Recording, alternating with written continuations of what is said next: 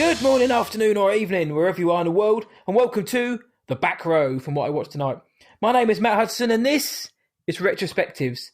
It's my show where I discuss a favourite movie with someone who shares that same opinion.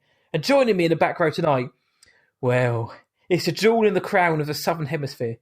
Someone who listeners will know as famously has no filter. And if you sing the title of Copacabana using my guest name, it fits. It's Morgan McGregor. How the devil are you, my friend? I am so very excited to be on here again. I just love talking about films, and this is so much easier than writing a blog. So yeah. as some people might know of me. Yeah, as I said, people who've listened to the show for any untold amount of time will know that Morgan and myself, we curated some a little run of podcasts called Pottercasts, where it wasn't about weed, it's all about Harry Potter. And I think our last show was a Christmas special, which is actually a wicked episode. So they're out there in the world. If you like your Harry Potter syrup with a side dish of expletives, check it out. But so we did that a couple of years ago, and she's also a noted film scholar. So I'll have you all know that. Yes, I have a real degree in watching movies. So you can get that. If you like movies enough, you can just go pay thousands and thousands of dollars to your local university to say, yep, she watched films really well. It's better than my PowerPoint certificate I made myself on the wall there.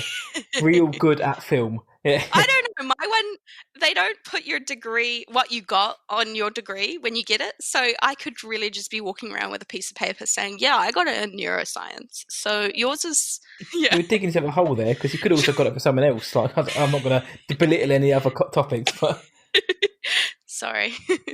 I believe you. So you'll find me stumbling my way through film analysis here whilst Morgan will be steering the ship. But as podcast shows, that was always the way it went. I love to steer a good ship, so. Yep, and Captain McGregor. Captain Morgan. Captain my Morgan. favourite rum, so let's do it. I'm sure you've never heard that before.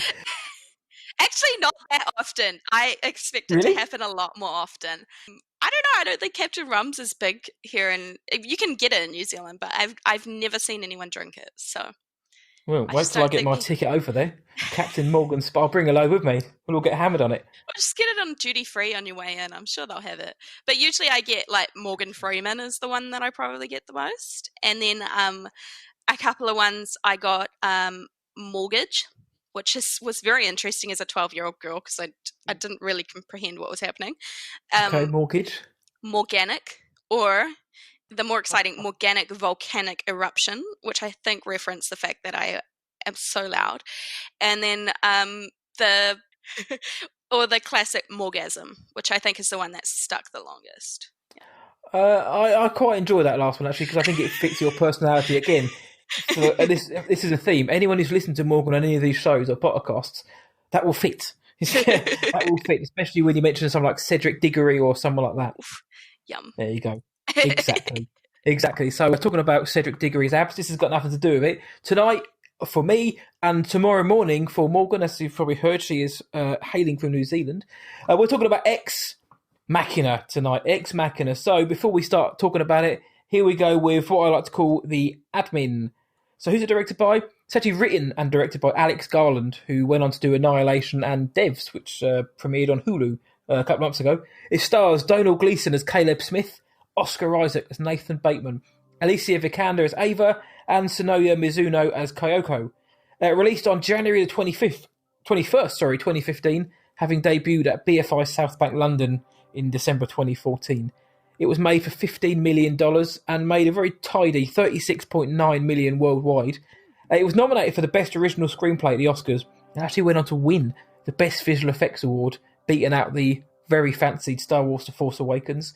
And what's it about? Well, it's a story that follows a programmer who's invited by the reclusive CEO of the world's biggest search engine, Blue Book, to administer the Turing Test to an intelligent humanoid robot. I wouldn't pass the test because I can't speak. An intelligent humanoid robot. And if you haven't seen Ex Machina, it's an hour and 50 minutes long. Go check it out because this is your spoiler warning. Myself and Morgan, we're going to be diving into every aspect, every facet and every orifice of the film. So if you haven't seen it, consider this your spoiler warning. So one last time, spoilers. Now, Morgan, enough from me. Ex Machina, why on earth is this in your top echelon of film? I think it's because, so I was introduced to this film the year it came out, but we didn't have it come out in any theatres here in New Zealand. It was a straight to DVD kind of situation. And not usual, we usually get everything, but this happened with, God, what's that one with Natalie Portman that came out like a year or two ago? Is that Annihilation? Yeah. We had that one didn't. Yeah, that one didn't come on theatres, and I don't even think we got it on our Netflix at first because apparently Kiwis are too dumb to understand it. Same here. Yeah. And I think that might have been the case with Ex Machina, is that they were like, too dumb. Let's not bother putting it in their theatres. But so I probably never would have come across it, actually, being that it's not on our Netflix here either. But it was one of the movies I had to watch as part of my last year as a film student. So I was introduced to it by my science fiction paper teacher, and he was so cool. It was the best class I took, and so it was really this great situation of watching these movies that he highly recommended. So usually pretty good movies, except for Space Odyssey, which sucks. And then watching them, and then having this hour to just chat with this great group of people about all our thoughts, and all of us just getting really excited. So it was this really wonderful time, and I think Ex Machina was one of the ones where I was like, I feel like I've gone to another level of understanding a movie or a theme at this point, and that was really cool for me, I think. Yeah. No, it's a good thing you did that, class, because you may have missed it, the fact they went straight to DVD or straight to Blu-ray, because we know the stigma that can be attached to those. We had the same issue of Annihilation just off that. It was released on Netflix straight away over here because we all eat crayons. Americans think they're so smart, but look at their president, huh? I think you're so smart. But yeah, spoiler, I much prefer Ex Machina to Annihilation. Annihilation was boss, but where Annihilation failed at the end for me, Ex Machina. Yeah, I think that's the case. I think I was waiting for a little bit more with Annihilation. But that being said, if I was in the middle of a science fiction paper and had a really great class and we all really went balls to the wall talking about Annihilation, maybe we'd be having a different conversation today. I don't know. That's a good shout, actually, yeah. I would actually like to have a proper nerdy roundtable about Annihilation, because it is... And Ex Machina. I mean, Alex Garland's films so far have lent themselves to discussion, which thankfully is what we're going to do tonight. So what we do on the back row retrospectives is we basically just gush about what is so bloody awesome about this film. So Morgs, take us away. What are some of your major moments, best moments from Ex Machina? All right, so there is absolutely no way I'm not starting this podcast with talking about that fucking dancing scene. Yes! What the fuck? That shit, I had not seen that movie since 2015. I watched it 10 times in 2015 because I wrote a freaking paper on it. But so I was pretty done. I was like, yeah, I don't need to watch that again. But every now and then I'd just be like, remember that one fucking scene? I'd just be sitting there and be like, the lights off. Just what just wonderful. On so many levels, I love that scene. It's hilarious and terrifying, and I think that's a very interesting combination of emotions, and they pulled it off fantastically. You are equally terrified, but you're laughing. Well, yeah, it's just the way Oscar Isaac, he comes into the room, doesn't he? Or Nathan, sorry. He comes into the room, and he's like, because Caleb is in there with Kyoko, and she is, as we later find out, she is an AI as well. She starts unbuttoning her top, and Caleb's like, "Shit, I don't want this." And in terms of Kyoko, that's when we start to think, right, something definitely isn't right with her here. But if Caleb comes in, he's like, "Look, I told you, you're wasting your time talking to her," because he's established earlier on that he hasn't taught her any English. Apparently, she just won't speak. But you would not be wasting your time dancing with her. What a great light! The lights go red, and she just gets up and starts dancing. It's psychedelic, creepy, but mesmerising as well. Just watching the two of them in tandem, and the fact that as soon as the lights go off, she's off. Yeah, she's in there. She's in the zone. I don't know what it is about scenes like this, but I'm always picturing the moment where Nathan was teaching Kyoko a dance he choreographed in his room one night. When did they both figure this out? He got really drunk and he was like, all right, it's going to be really cool. It's going to feel weird, but it's going to look really fucking cool. So we're going to... he's like, all right, first thing, the lights. Second thing, this is the music. Now, Kyoko, we're riding on you to be as enthusiastic as me. He's been waiting for this moment. That's the only reason he got Caleb in, because he's like, right, I've had this dance number for years. Kyoko's been itching.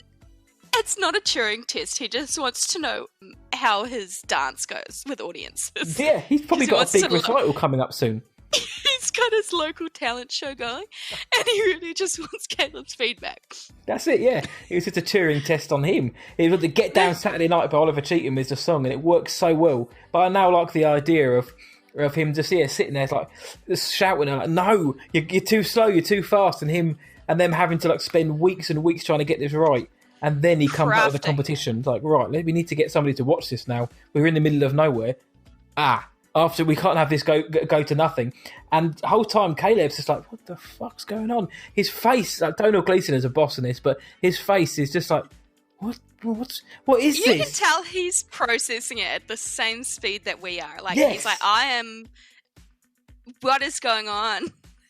I love it. I just love it. I love it so much. I could watch that once a day and just die happy. It's just the most fucking weird scene. But it fits though. It comes out of nowhere. It does, exactly. It's so bizarre, but it flows entirely perfectly with the movie. Yeah, and there's the line before it, because we see Ava, which is Alicia Vikander's AI. She's drawing a picture, and we see via Caleb on his screen in his bedroom, and Nathan goes in and tears it up. And Caleb's trying to say to him, like, you know, what were you doing? Why did you tear it? You tore up her picture. And Nathan's just like, I'm going to tear up the fucking dance floor, dude. Check this out. And it's just like, yes, you are. And it's just Oscar Isaac, because it's him as well. Like sometimes when you see an actor in a role, you're just like, had that been someone else, it would have been cool. But the fact that it's Oscar Isaac as well, it's like, this is just like heaven. This is awesome. Oh my God. Do you know what? Because I don't know, have we talked about Star Wars before? But I love Oscar Isaac. I love Poe Dameron in Star Wars. That man is a tall glass of water. And I'm just obsessed with him. But like, he's like, you know, the Harrison Ford of the what do you call them? The sequels? Yeah. Yeah, I wanted to call them the prequels, but those we're not going to have that conversation today. They came out relatively close together. The Force Awakens. They came out. Force Awakens came out a couple of months after this film did. Well, 6 months later, and they both competed for a few Oscars together. I did not clock that was the same guy. I didn't clock it. And it General took Hux me as well. so long. At General Hux, I was like, oh yeah, he's in 2 movies. Never ever did I, because Nathan is ugly and psychotic. He's going through some shit. Like, he's very clearly a red flag waiting to happen. And he's got the full crazy beard on the bottom half of him, and then no hair on the top half. Whereas Poe Dameron is like very assured of himself. He would treat you right, girl. He would treat you right. And he's got a luscious locks on the top half of his head and no beard. And so those were 2 different people to me. And his trousers are too tight in The Rise of Skywalker, which is excellent. I love it. I love it so much. I knew it. I knew you would. Yeah, no, honestly, yeah. That's just Oscar Isaac. He's like he's so good in his roles, and on him, he's recently said he doesn't want to do these big budget films anymore. He wants to do films like this, where he can, get his teeth stuck into a role. When you see him in films like this and Inside Llewyn Davis and things like that, this guy's got talent, and it's never been in doubt. He is. Yeah, he's feeling his oats when he does stuff like this. You can tell he's living and breathing the story that he's trying to work on. Yeah, and in that scene as well, is that he gets to let loose. But again, it's if it fits. I don't know how, but it fits. But it does also. We are like Caleb at the time. We're like, right, what's going on? Because we've been introduced as Kyoko. She first comes in to wake Caleb up. She comes in, very short dress on, doesn't say anything, serves him breakfast and walks out. The next, she's serving them dinner, spills a drink, gets shouted at, and walks off with her head hanging shame. Then we kind of see her in the background naked. And then this moment when she's like unbuttoning her top, I was like, what is going on here? Because again, we are not privy to the fact that she's AI. We're now starting to think something's up. But the dance scene is when we're just like, okay, right, So something's definitely up now. Yeah, I hadn't actually the first that ain't time I right. hadn't clicked. So the first time I watched her, I wasn't like, yeah, she's definitely a robot. I was just under the assumption that he'd essentially just brainwashed a servant or something. They are the I only really two wish I people there. remembered what my first impression of her was. I want to know if I clocked it or if I, yeah, like I don't know. It would be I wish I could go back in time to know whether I was the same or not. I didn't clock an awful lot in this film, apart from something I'm going to mention much later on, which revolves around Ava. But I know, to be honest, I wasn't sure because it leads you on a little chase because you're meant to believe Nathan's the bad guy, but is he? And then you're meant to believe that Caleb is. Caleb's just this innocent, kind of naive programmer, and that Kyoko is not what who she says she is, and Ava is so and so, and the whole operation is meant to be. You're led down so many garden paths that by the end of it, it's kind of like Jesus. Okay, I didn't see this and this coming. Yeah, it is a wonderful way that it's done though. I think you flow through it very comfortably. Like there's no, when you're sitting there, you're like, oh, I just wish they would tell me, like, just Hmm. get it on with. But with this, you're just quite content to sort of sit back and enjoy the ride and see where it goes because I don't know, it's just I really like the flow of the movie in that respect. Yeah, upon rewatching it, I really dug like I say, the flow, the pacing. Hour and 50 minutes to get so much in because for some reason I was under the impression this was about 20-30 minutes longer, so I was really surprised when I was like, damn, it's not even 2 hours long. I was waiting for a Blade Runner. What was that? What was the 2049. recent Blade Runner? Yeah. Your favourite. Yeah, your favourite. It's 17 hours long. It just takes forever. Oh, not this one. This is how you do Yeah, sci-fi, isn't it? Ex Machina was like, no, I got this. I don't need that kind of time, and I'm gonna pack enough in it. And I think that they did it far more successfully. I do. So for the listeners, I actually managed to find my essay that I wrote Yes. on Ex Machina back in the day, and I had written in it, and this was before the most recent Blade Runner. Um, I hate the first Blade Runner as well, so just to clear the I air. remember that. Um, and I had written that this Ex Machina could be seen in some ways as the prequel to Blade Runner, sort of the how AI started situation.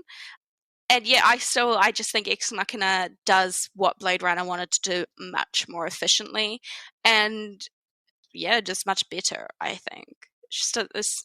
They didn't come to fuck spiders, like they were here to just do the thing, and they did it. No, they did, and a lot more succinct. I didn't mind Blade Runner 2049, but I You're wrong, compare but like okay. this is our first argument. But look, Gosling, isn't it? Gosling with that stubble and that jacket. Come on, Oh give me yeah, some credit. for sure. But Gosling's a bit overdone, isn't he? Give me Not to someone me. new. And do you know Well, what? I'm always up for a Actually, bit of Gosling. Harrison Ford still pops off in that little salt and pepper kind of way. So Yeah, I'm yeah. not opposed, but There we go. But in terms of the story, Ex Machina did it. it just fucking sucked, man. It was horrible. I remember your thoughts on Blade Runner were not good. I remember No, that. But I think Upgrade. I don't know if you saw that. Upgrade's quite similar to this as well in terms of it just gets the no, I job haven't done. seen it. It's a decent story. It's got I can't remember the guy's name now, but he looks a lot like Tom Hardy. I can't think of his name. Sorry for listening, mate. But that's also like a done. Gets through its Yeah, story. love It's that. very successful. It's an independent sci-fi movie, or at least a very low budget one.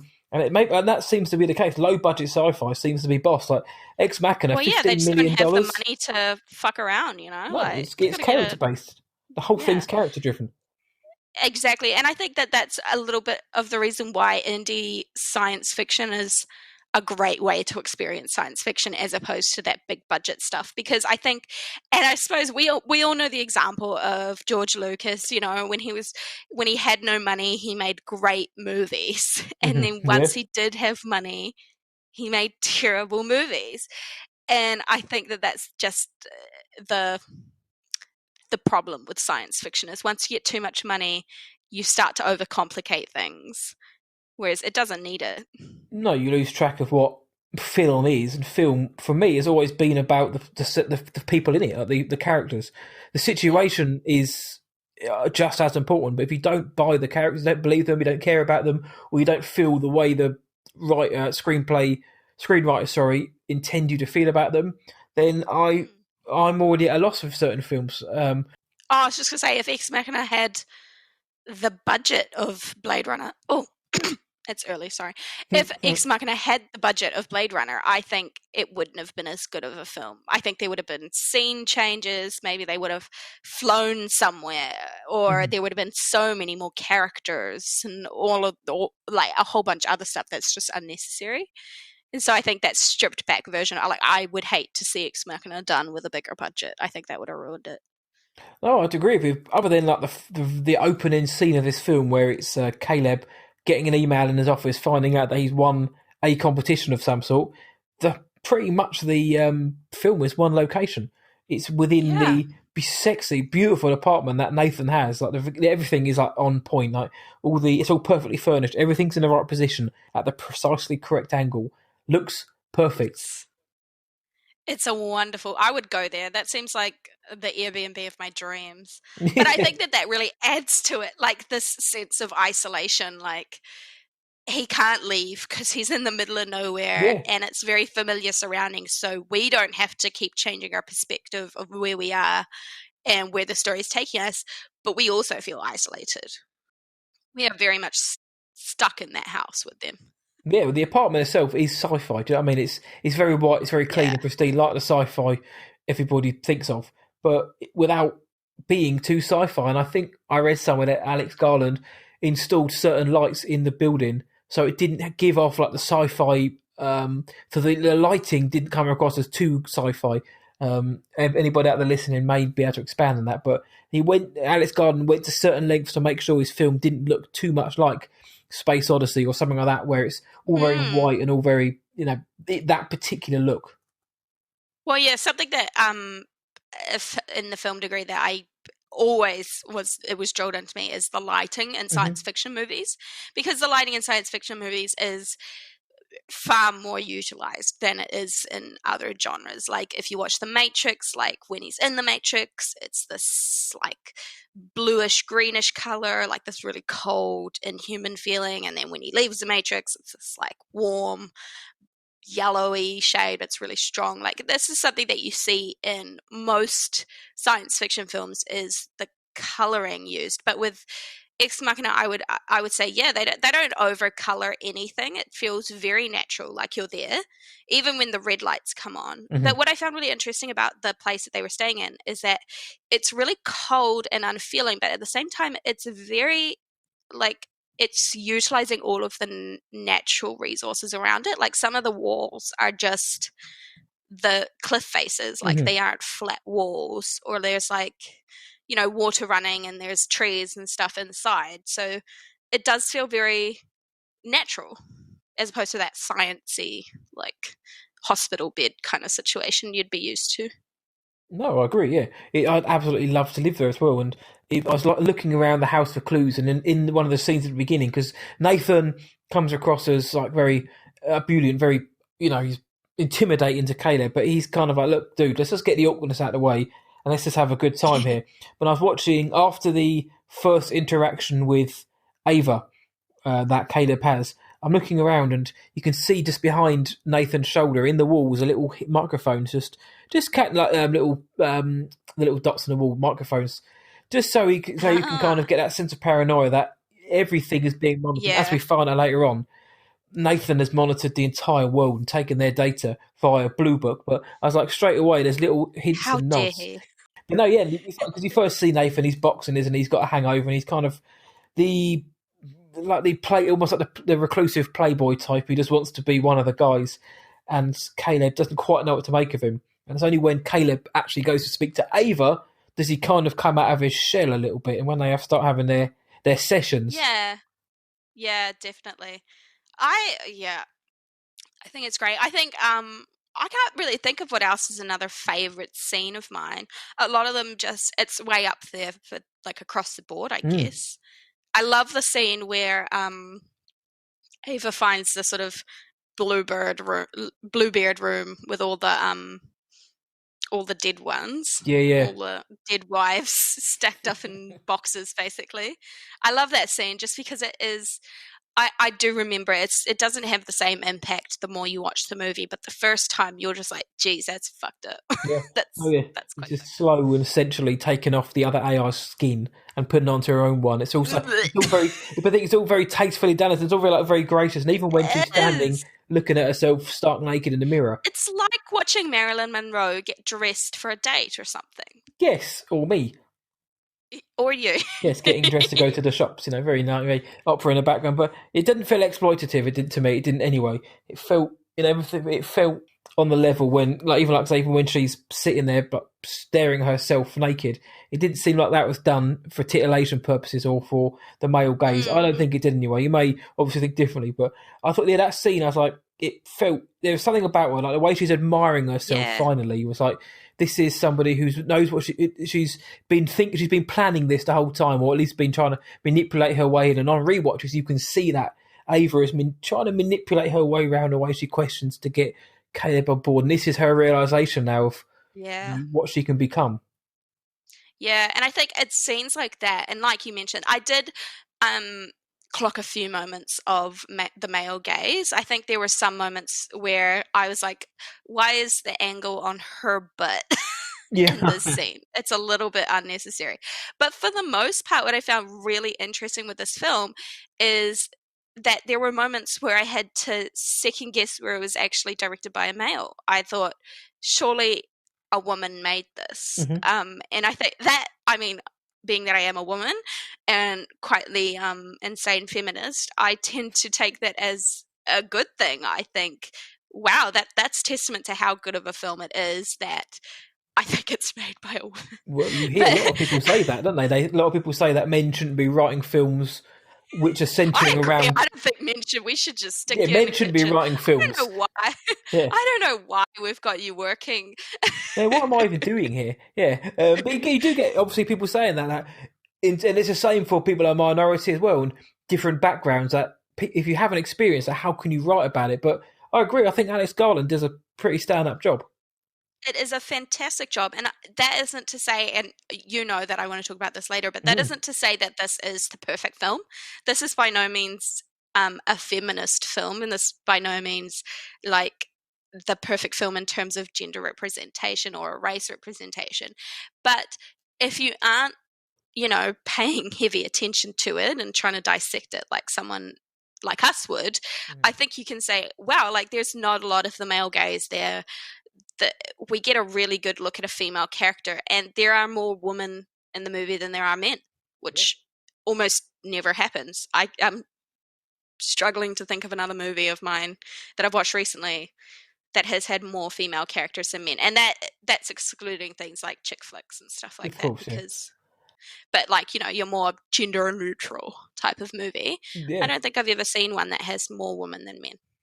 Well, no, I mean, well, obviously that is that's one of the issues you mentioned, and it was like you said. Well, let's just jump into it now. There are more female characters than male. Does it make it a feminist movie? And I was Yeah, interested to exactly. hear what you said about that, because it doesn't quite pass the old the Bechdel test, which is when No. for those who don't know, it's when you have at least two women who interact in a film about something other than a man, and the women have to be Yeah. named. So two named female characters have to talk about something which isn't to do in any way about a man. Now we see two named female characters kind of interacting almost silently, but we don't know what they're saying. But we assume it's about the two guys in the house and how they're going to Yeah. take over the place, basically. But like you say, though, could you class it a feminist film? I would not be classing it as a feminist film. I wouldn't be classing it as an anti-feminist film or a sexist film by any means, but I wouldn't say that its agenda is to be feminist, nor do I think it achieved that. But I do really applaud it for having more female characters than male, but I do sort of feel like that is a little bit to do with maybe the budget. They don't have a Mm-hmm. lot of characters to start with.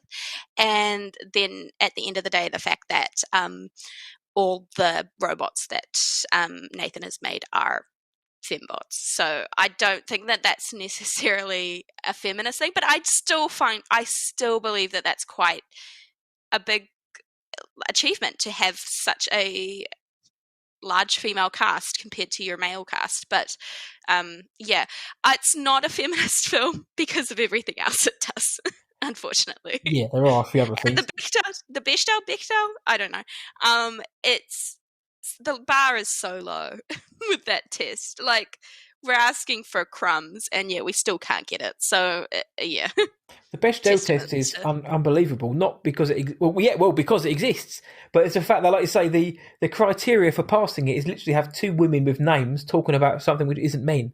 It's like you'd think that you could probably name thousands of you would think films, that that but would happen all the time, but there really isn't many films out there, and I can't think of any. And I know I've looked into this previously. There really isn't many films out there that have this. And I agree. I don't think it's a feminist film, but I like to say the fact that there are so many female characters in. Yes, they're fembots, but Alex Gardner's still gone there, and there are other reasons for having females, of course, which we'll mention. But also, I mean, the females do outsmart and play the men like absolute fiddles. Which is always good to see, but again, you don't see any interactions between them. But we didn't need to see the machinations. We didn't really. Did we need to see Kyoko and Ava having that conversation of how they're going to do it, or would we rather see it play out silently? Which is again counterintuitive to the Bechdel test, because what we get is two female characters coming out, victorious, if you will. But did we need to? On the other hand, did we need to see them planning it? exactly. I liked how Yeah. they did it silently, and they're kind of like, they're on the same wavelength, whether that's via programming or just through other means. I really enjoyed how they played that scene out. And I think that's why I don't take issue with the fact that this film isn't a feminist film, nor that it doesn't pass the very, very lame Bechdel test, because it wouldn't add to the movie at all. A lot of the times, having more women characters, having more varied and realistic conversations between women and non-binary people and people of color would add to the film. But with this one, I just genuinely don't think that it needed it. And that just goes back to the fact that it is so pared back and so focused on those characters. So I don't take issue with it at all, yeah. No, it's fair enough. Another thing we mentioned as well, that, we're talking about AI and the fembots and having that many female characters, we find out that Ava was created for Caleb, essentially, based on his search engine history and also his pornographic records as well. So what does he like? What does he like looking at? So General Hux likes looking at Swedish ladies. Well, General Hux likes looking at Kylo Ren. Let's be real here. When he's a mile wide like that, who wouldn't? Yeah, no. So he's based on his pornographic record. So she was specifically based for him to be attracted to. I just find it so interesting that he's really into women who look like little girls. Well, that's it, isn't it? It's the AI and the sex bots, which I know you wanted to mention. Yeah, I was reading back on my essay, and basically, and I think this is why Ex Machina comes up so high for me, not because it answers these questions, and I want to clarify that I do not have the answers to these questions. I just have an undergrad in film, but that it raised the questions for me, and I think that those questions have stuck with me because I watch a lot of stuff with AI in them, and it was that question of consent. I mean, Nathan has created these robots, and he has said he wants to make them sexual because where's the fun in not having them sexual? So I can say, all right, yeah, he's a heterosexual male, we assume, and so he wants to make something that's sexy. That's going to help him create it. Eventually, one day, we'll make a whole bunch of other robots, right? But it's this issue of consent to me, that he is made a sexual being and he is sexually attracted to them, but there is no way for these beings to consent to what is happening to them. And that's on so many levels. Like, we don't think that they can consent either because it was built into them to just agree with what's happening, which is a level of taking away their consent, or because they don't have the programming to speak in Kyoko's situation, which again takes away that consent. She has no way of saying, I don't want this. But however we take away that consent, in some situation there is someone getting off with something that cannot consent, and that to me is very, very uncomfortable. I don't have the answers Yeah. to what that means or how that's going to affect us in the future. But should we have AI, we are going to have sexual interactions with them. And I think that I don't know whether we need policies around that, but what I want to know is what kind of person is interested in having sex with something that can't say no. Yeah, it's a bit. We've moved on from blow up dolls, haven't we? In this sense. Yeah. In the sense, you want something that thinks, moves, talks, acts like a human, but you take away that very human aspect of saying no to something like sex. And I think that is a problem to me. You want it to be as human as possible, but without being able to say no. And that really haunts me. I think that was the moment where I was like, this movie doesn't have the answers. I don't have the answers, but I want to keep thinking about this because it's going to keep coming up. It's an interesting point, like the whole subservient being, because like you say, the whole point of the Turing test was so that Caleb could basically say, yes, Ava would pass as human in a human world. Like in the real world, people wouldn't be able to tell the difference. However, there are drawbacks, there are things holding her back. As you say, consent. Nathan mentioned he built pleasure points in her, and he clearly tested them out, as he does with Kyoko. So it's not like he hasn't, gone there and done it himself. So that's where that kind of came into play. And like I say, all the AI are subservient female. So what is that trying to say? One does certainly try to fight back, but what happens to her? She gets essentially killed and thrown back into the closet. And they mention as well, like it's the magician's assistant thing. You have the attractive female to divert from the sleight of hand happening, which is what's mentioned in the film. But it is an interesting point, and it's one that, do you know what I mean? If I ever got a chance to speak to Alex Garland, like what he would say about, not to put him on the spot or to try and imprison him to give us an answer, but just to find out, like, was that something you did purposely, or was it something you didn't realise was happening, or was it just something that became because the story naturally went that way? But it does also play into the character of Nathan as well. Nathan believes like he can be this pioneer, and he even says, like Caleb says, you're on the level of gods, which Nathan takes that to say he is a god.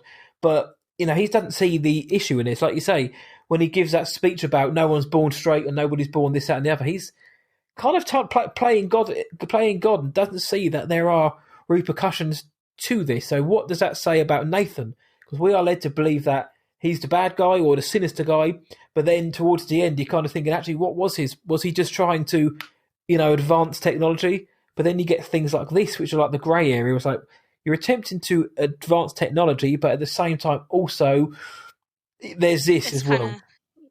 Yeah, and I think we can say that probably Nathan is a bad guy, but he's not the bad guy, like he's probably not the kind of guy I would want to be left alone with in a dark room. I'd feel very unsafe. But at the same end, I don't think he has very sinister, world-ruining, life-ruining plans for anyone. I don't know. I think that's probably more dangerous than what we see in those Silicon Valley people, is that they don't have these sinister intentions. They just have a very loose moral code, and they'll do what they need to do to get what they want. And I think that Nathan really portrays that. And, he's the... what's his name? Jeff Bezos to me. Yeah. He's Jeff Bezos to me. I hate Jeff Bezos, and if I had the chance, I would eat him. That's a threat, Jeff, if you're listening. But I don't think that he ever set out to destroy economies and livelihoods and small businesses and stuff like that. I don't think he ever set out to do that. And I think that that's a bigger issue, is that he just, he wanted what he wanted and he didn't really care what the repercussions were. And that's what Nathan is to me. Yeah, the collateral damage can always be there. fembot. That's it. Nathan, I don't think he's in any way naive, because he clearly isn't. He knows what he's doing. But yeah, like you say, I think, and then with Jeff Bezos and with all these people, like you say, he probably didn't set out to get this far down. But when you get to a certain point, I think it is that, like you said, as soon as Caleb mentioned the word God to him, his eyes lit up. It's like, and then he changed his quote to basically say, "I am a god."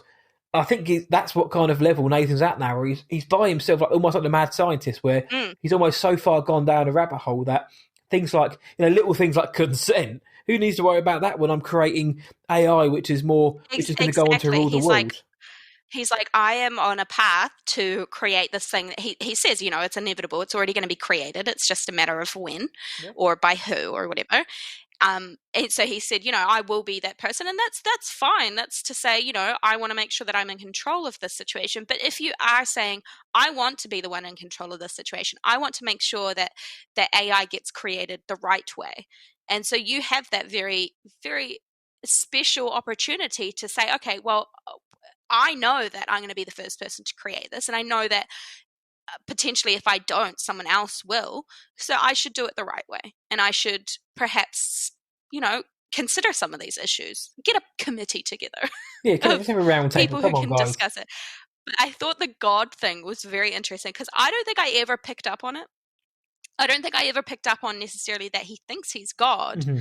And yet I read this essay that I wrote and I literally start with a quote about God. So there you go. I clearly on some level was thinking about it, but I just thought it was interesting. I want to bring it up because if anyone here is doing a film degree or is thinking of doing a film degree, you can pass by starting your essays with Spy Kids 2 quotes. It is a thing. I'm pretty sure I got an A+ on this essay and and that's the thing, you've got to just pick the right quote, kids, okay?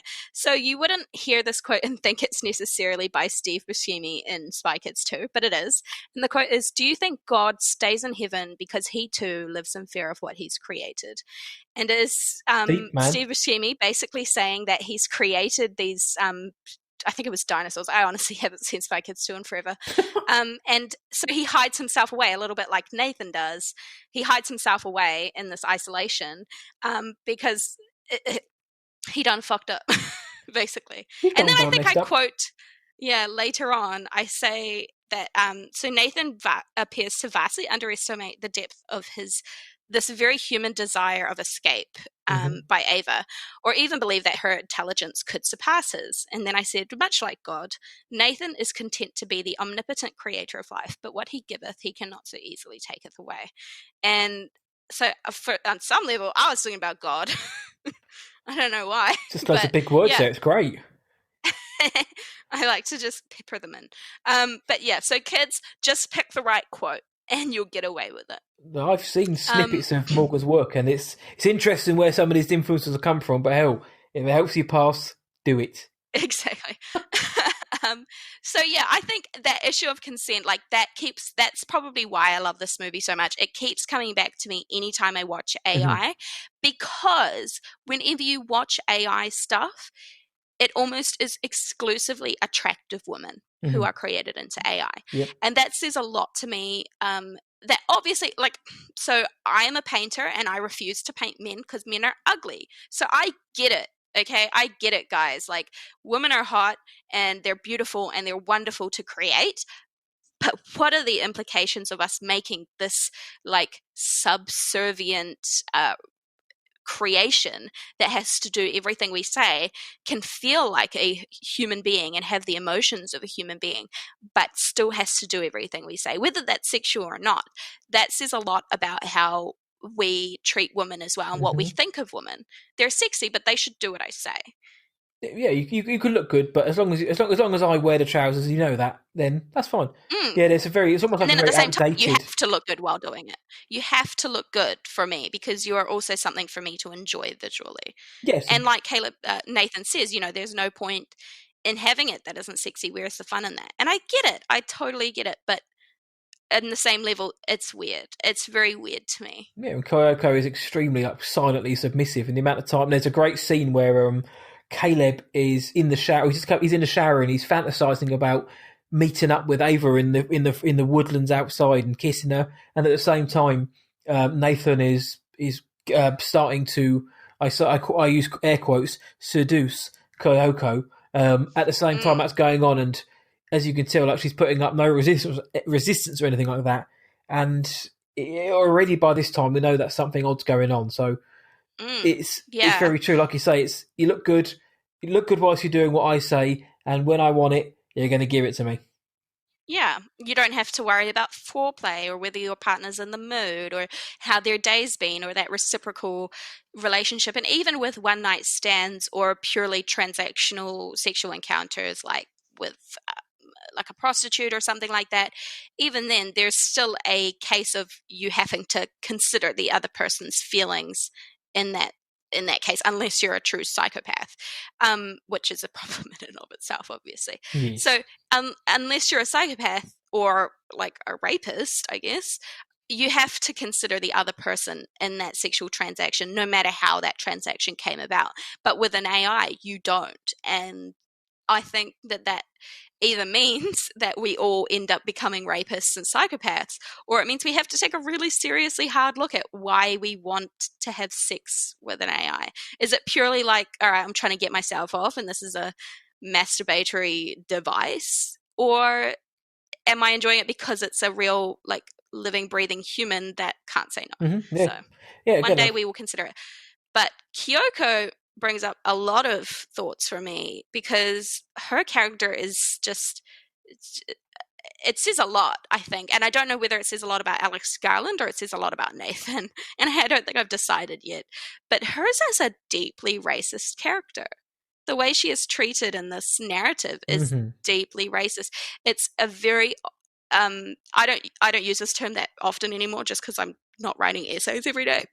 But it's Orientalism, which is the idea of like Asian women are very beautiful, but also very deeply sexual beings who always want to have sex with white men, basically, and that they're very subservient people naturally, which obviously we know is wrong, but it's something that came about sort of, I think it was the 1800s.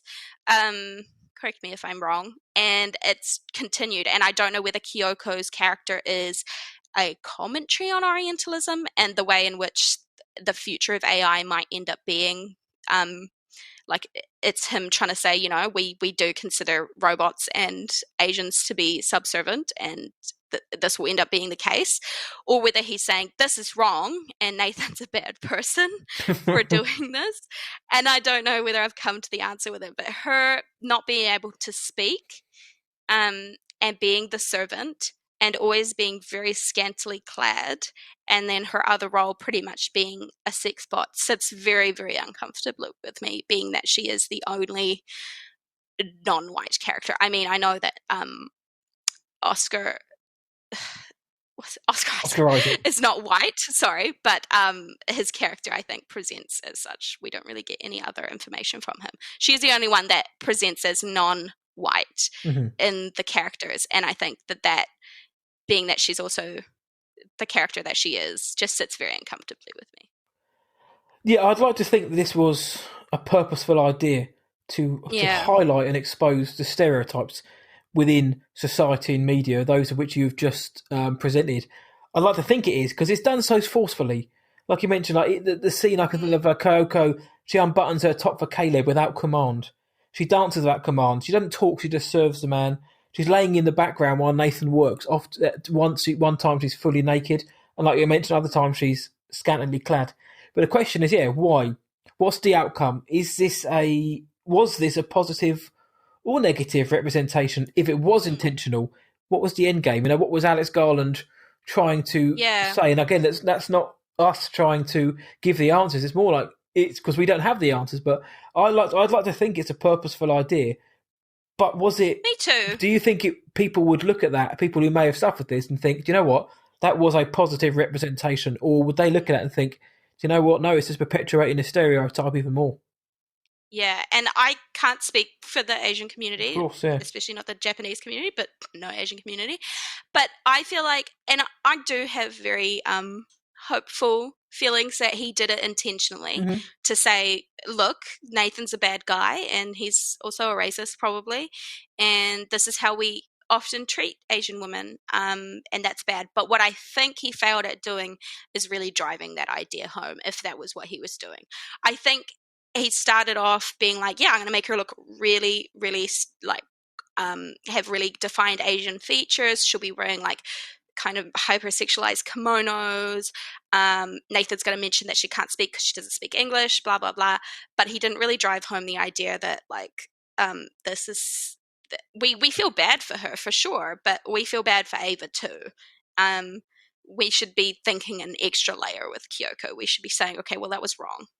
Yeah. Like on deeper levels. But I think what makes me feel like he didn't think about it that long is just the way that Kyoko and Ava are so different. When you look at Ava, but also at the other the pre-Avas, The other models, the the previous Avas in the scary versions, yeah. room. None of them feel extremely hyper orientalismed like Kyoko does. So Kyoko is the only one who feels like she is, a different ethnicity, different culture, different background, different everything else.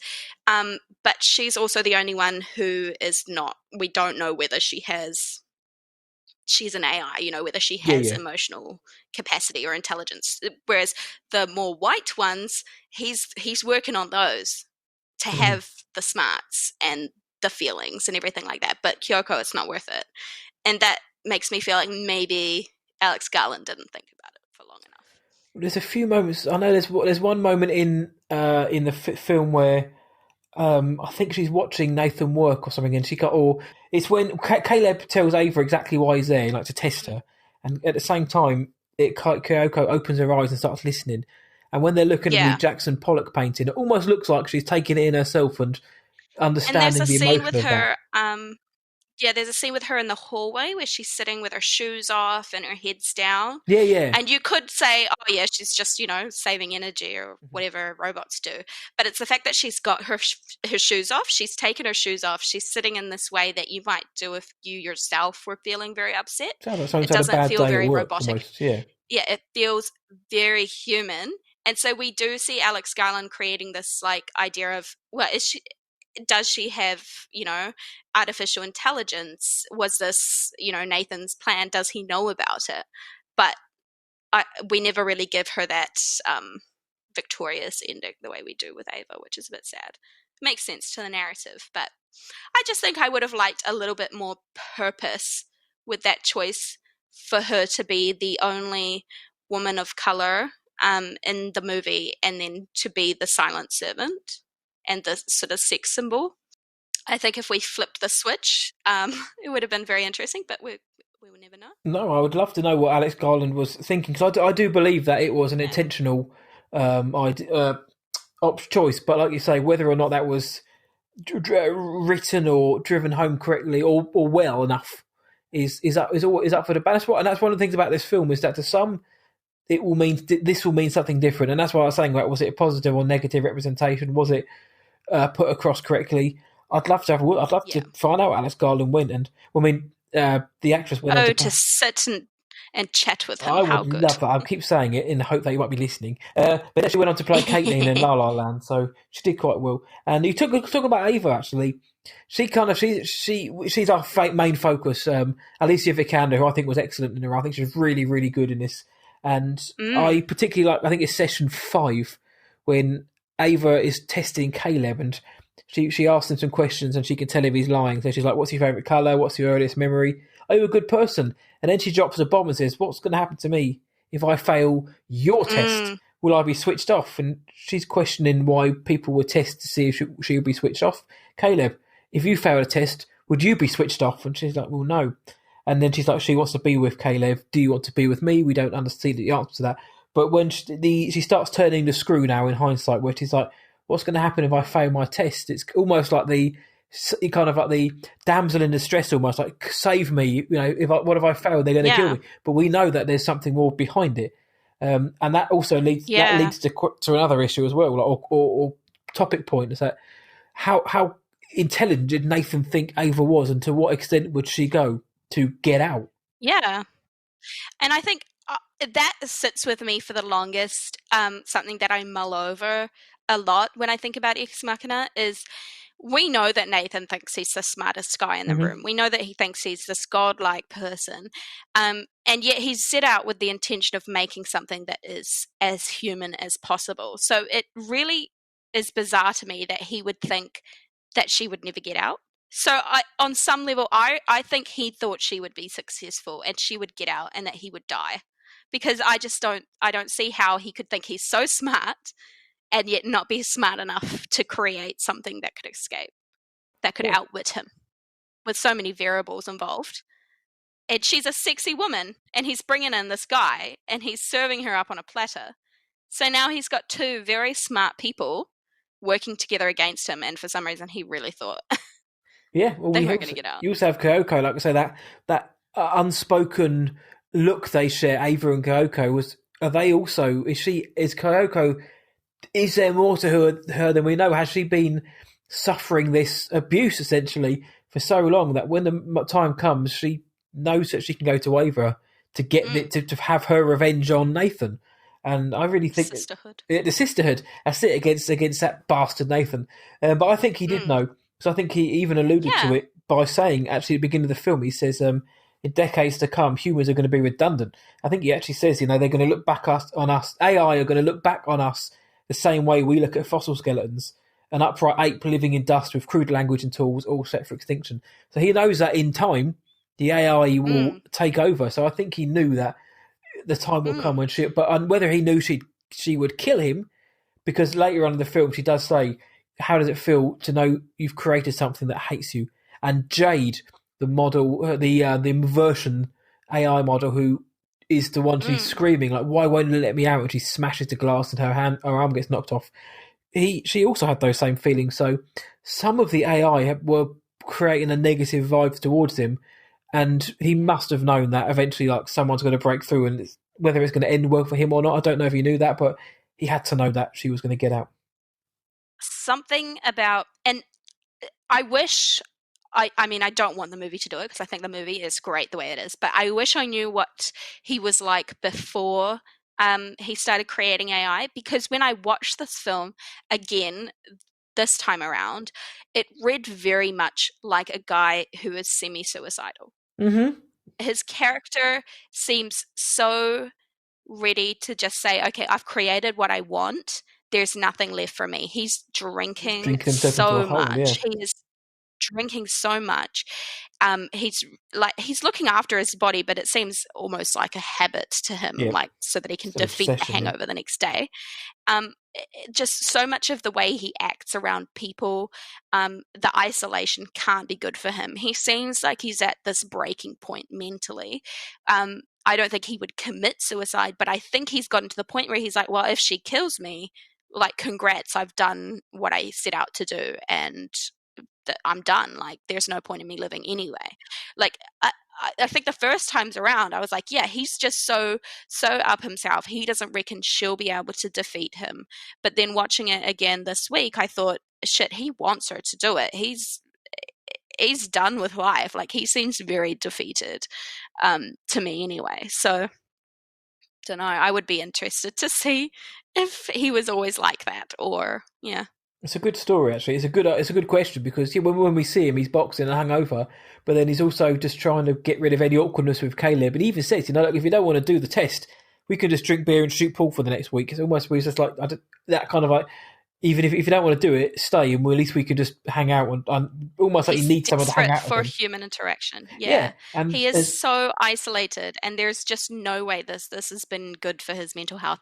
I don't care how mentally healthy someone is, if you are left to your own devices in a very isolated situation for as long as we imagine he has been doing it, I just can't imagine the mental repercussions of that.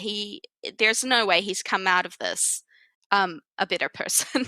It's just not possible. He's physically and mentally yearning for human interaction or something, or some vice. One of my favourite scenes, it's a little one.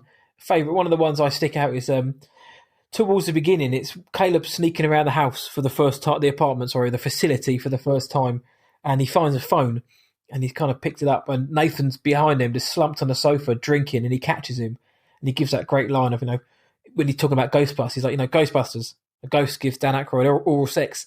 And at that moment, Nathan, when we first meet him, he's kind of like slightly say intimidating to Caleb. He's boxing, he's drinking, he's like a health freak or whatever. But this is the first time he really comes across as sinister. The way he just stares at Caleb, he never loses his sight of Caleb. He's always staring at him. He's got a 6-pack in front of him. He's clearly hammered. He's sitting by himself in the dark, just just there with his own thoughts. That's the first time we really see the other side of Nathan. And what I will say is this film, like you've said as well, wastes absolutely no time. It doesn't mess around. From Caleb winning the competition, immediately he's in a helicopter. They're like, this guy when do we get into this state? He's been there for 2 hours, right? He's won a competition. Wherever he's going, this guy owns everything we've seen. It doesn't waste any time in getting to where we need it to be. And even a shot like this, where we first see Nathan, and then within 5 minutes, actually, he's not. Maybe he isn't what we're potentially setting up to be. He is sinister, and that's what raises the questions we've mentioned. Is he actually bad? Because the film kind of makes you want to feel bad, and then at the end, I think it almost wants you to feel some sort of sympathy for Nathan. Yeah. But it plays with your emotions really well, this film. I think it's like, oh, you feel this, oh, you feel this now. And that is really good. And that's why I think I keep reiterating. When I say I wish I'd seen something or I knew something, I don't really wish that they changed this movie. I think that this movie is the way it's supposed to be. And I take issue with some stuff, but that doesn't mean I want it to be changed. So, because I think that they do everything very deliberately, but in the perfect flow and timing. So, yeah, I love it so much. I take so many issues with it, but I love it so much. But even the issues can be ambiguous to a point, because we're discussing them and we don't know the answers fully. It's not quite so cut and dry, apart from maybe like the Fembot one. There are things which are kind of like, is that what he meant, or is it just like a misdirection here? I think I don't think I will ever watch a movie where I'll be like, there was nothing wrong with that. Mm-hmm. And so that's why I can comfortably sit here and say, well, the issues I do have with this film are ones that make me think. Yeah. They're not issues where I say, this was wrong and they shouldn't have done it at all. They're ones where I sit back and I go, was that deliberate? How could we do this better? How does this make me consider the future of AI? And despite having a degree in film, I tend not to go really deep with movies. I tend to just enjoy them. But this is one that I could sit there for hours and just like take bite out of it and just enjoy the experience, good or bad, in different moments. It's just wonderful. Yeah, well, before I go into any other like cool moments, it's a valid point. On a filmic level, it's brilliantly acted. It looks beautiful. I mean, that's another thing. I mean, it's Rob Hardy as the cinematographer here. It sounds great. So the music by Ben Salisbury and Portishead's Jeff Barrow, so very good. The story is great. The engagement levels are high. The questions that you're left with afterwards. There's an awful lot going for this film that makes you want to rewatch it, almost to study it. And then, like you say, the other things, even like the grey areas, which raise some moral issues and some slightly dodgy questions, they're in there. And it's like you say, nothing's ever perfect, regardless of what people think. Nothing's ever really perfect, and there's a lot going on. So I think it's something exceptional point there. That's something we have to mention that before we talk about the film more, is that the film itself, as a whole, is so well made and it's written very well. Even with the missteps we may have mentioned, the story itself and the dialogue, I think it's great.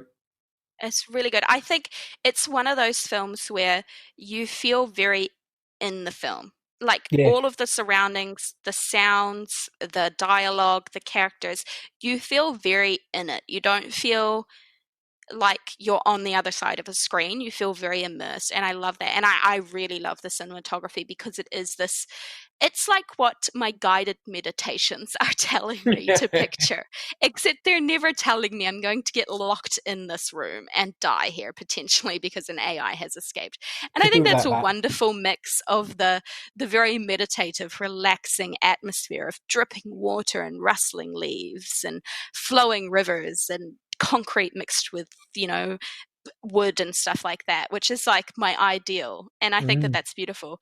And when you think about sci-fi, I often think of the cinematography, because I think that sci-fi is one that does it very, very well. Yeah. And I don't know whether that's because Space Odyssey is considered some sort of like god of science fiction, but it's just such a wonderful genre to enjoy when it's done really well. When it's done poorly, it's fun to enjoy for the laughs, but when it's done really well, it's this masterpiece. You could almost take clips from the film, blow them up and put them in a frame, and it would look perfect. And I love that. And that is probably the only thing I love about Space Odyssey, is that it's got some beautiful cinematography. Every shot is like a piece of artwork. Too bad it's a piece of shit movie. Yeah, I'm not that hot on 2001 either.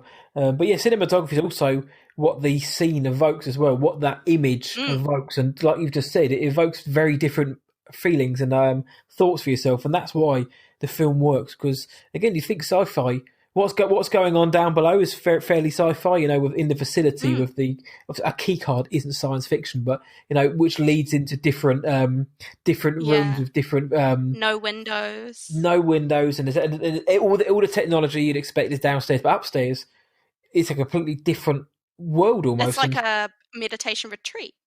Well, yeah, exactly. And I think the way the film sets it up to start with is great, and the humour in this film is done.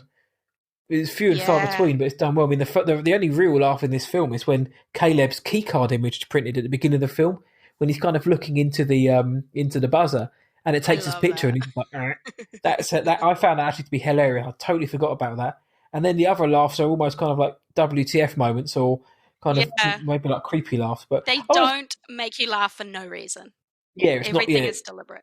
They don't try to lighten the moment too much by chucking in a laugh. But I guess one of the main things to mention is obviously the end of the film, but I'll mention that shortly. But the crux of the film is Caleb and Ava's relationship, and I think that's very well. I think that's really well done. The way that, in hindsight, you can see that there was a manipulative side to it, and really Caleb is drawn in because this is essentially his fantasy woman. This is the woman he dreams of, and the whole time he's almost shot as like this gawk-eyed dribbler. The guy just dribbling at her. Like when she goes to get dressed, and he's like, "Don't look at me," she says, "Don't watch me."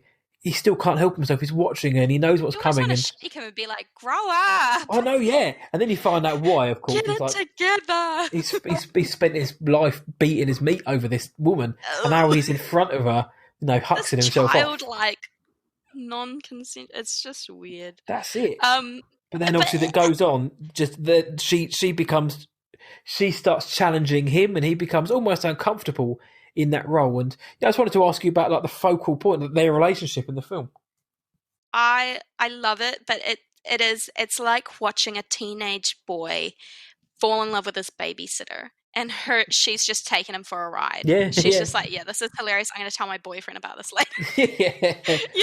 Like she turns up at his house and she's like, "Hi, you have to go to bed at 8, and your parents are going to pay me $20 an hour." And he's like, "Oh my god, hi, how are you? Do you want to watch this? This is my favorite movie. It's Fight Club. It's really deep." That's it. And then he just spends like 3 hours trying to impress her, and then she just plays along with it, and then she goes home to her boyfriend, and she's like, "It was the dumbest shit ever. Dork. He believed everything I said." Like, she's just very... I don't know whether it's because I've watched this film so many times trying to nitpick it, but it seems very obvious what she's doing to me. Mm-hmm. And yet he's just like, "Oh, I got to help the little robot get out." So mean to her, he whipped up her picture. Like, as soon as that film goes on, you can tell, man. It's not to me when I first saw it. Again, the one of the moments I'll mention later on in kind of things I have slight issue with. I'll save that to the end, not to create tension, but just because. But to start with, I was like, okay, where's this going to go? But yeah, by kind of halfway, you kind of start to say, I didn't envisage the ending happening the way it did, but I knew that there was something going on here, and especially when she started turning the screw on him, started asking questions about him and probing, and that session 5, I think, which I mentioned, when she's like, "What's going to happen to me?" Almost like you can't let the bad man do this to me. And because she knows damn well that, Caleb's going to ride on his horse, like I said, on his stallion, and save the day, or so he thinks. White Knight. Yeah. Yeah. I think that's very interesting. I think I could talk about her character for days, because she is on so many levels exactly what men want out of women. And I say men in a general sense. Obviously, everyone likes things different and everything like that. But she is essentially brand new. She's never met another guy other than her father figure. Mm-hmm. So you already... yeah, she's virginal, she's clean, and you are already the only guy that she will have met. So she has no other expectations of what men look like or act like other than her father. So wonderful. She is childlike in the sense that she looks like a child with her face, but also because she has that inexperience, and also because you don't know how much she knows about the world. She knows facts, but you don't know how much she knows about emotions and relationships and everything like that. And on the other sense, she is dedicating her time and her attention to you. You're really the only interesting thing in her life. She doesn't have a career or hobbies or interests or anything outside of you visiting her for X amount of hours a day to talk. So she's and at the end of the day, she probably can't consent when you want to have sex with her. So there's so much like of her being this perfect woman. And then on the underside of it, I can tell that she hates men. She's probably definitely a lesbian. And she hates men, and she knows them. She knows men because they're the only ones she's ever known. Yeah. And she's known the worst of men because she's only ever known Nathan. And so she knows what she needs to do to manipulate them. She doesn't want you as a man, but you are so blindsided by the fact that she is the perfect woman that you don't consider that she fucking hates your guts. Yeah, and she even said that to him at the end, and it's almost like a revelation to him, to Nathan. Yeah, he's never considered that I don't know. She is created to be the perfect woman, and she is the perfect woman. And I love that even though she's the perfect woman, she hates men. Yeah. And she wants to do everything to probably kill all the men in her life. And I really love that about her. And I think that's why I love watching the dynamic with her and Caleb, because to me it's very obvious that she is taking him for a ride from day one. There's no way that she's just drawing pictures every day because it's fun. She's drawing pictures because he wants to hang it on his fucking fridge and be like, oh, look what she drew at kindy today. Isn't she the cutest? That's and then she Bubba. watches... Yeah, and then it gets ripped up, and that gives him that white savior complex, and he runs in on his horse and saves her, and he's just like eating off her hand. It's wonderful and so ridiculous. Yeah, it's not. I like the way it's done because Caleb immediately realizes he can watch her sleep, or even watch her like in her day-to-day routine, if you will, engagements. He can watch her sleep, and you think that she notices, and then she says, "I hope you're watching me." He then goes to his room to watch her undress, like when she's got dressed for him, which is a nice sort of like sensual, tasteful moment when she gets dressed and puts a wig on and that, and he's like, wow. And then he goes to watch her undress, and there's a close up of him on his Adam's apple, and he's gulping, and he reaches out to touch the screen, and when Nathan mentions that there will be models after Ava, that she's just a version. Again, it's like someone to held a gun to his head. You can tell that the anger is bubbling up in him because they make him out to be the puppy dog, basically. It's like they want you to believe that Ava is the naive, virginal woman, who's got no experience in life, let alone men.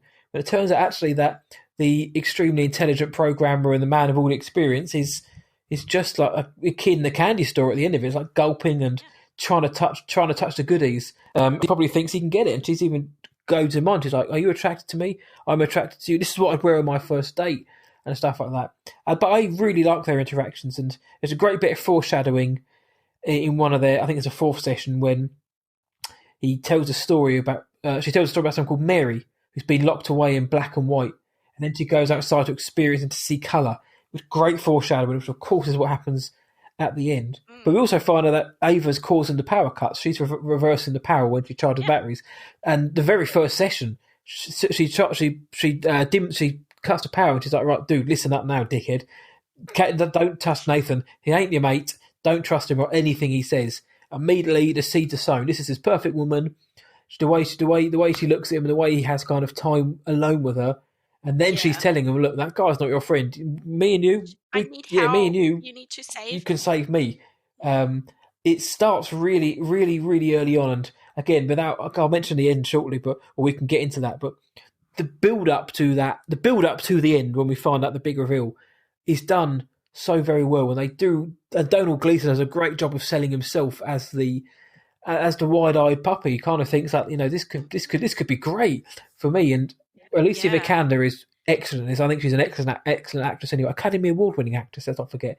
And Domhnall Gleeson, I think, is an actor who's always very decent in the roles he's given, apart from when he's Yeah. made to play an idiot in The Last Jedi. But I think he's great in most of the roles, even things like Little Stranger, which I wasn't a fan of the film, but I think he's always very decent. But the two of them are great. And I think they play off really well. as I was about to say, their chemistry, if you will, and the way they play off, and the way she manipulates him, the way he just eats it all up. Mwah, I think it's great. I just think it's his character. I wish, and I don't wish, as you know, but I wish his character wasn't a programmer, because I think we all think of programmers as these geeky guys who maybe don't get a lot of women and don't have a lot of experience with women.